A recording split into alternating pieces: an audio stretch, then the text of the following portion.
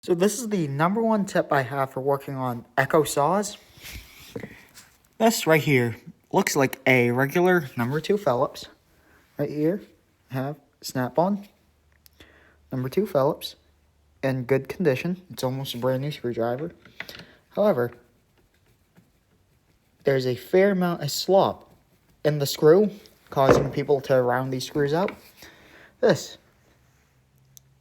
is a number 2 JIS, Japanese Industrial Standard screwdriver, and there's absolutely no room, no wiggle, versus number 2 Phillips.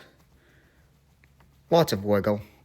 This is due to this being a slightly different standard than regular number 2 Phillips, as indicated by, if you look closely, the dot in all 4 corners of the Phillips star. Just something to keep in mind, as very often I see these fasteners rounded out due to people using the improper tool. Just a little tip. Hope this helps.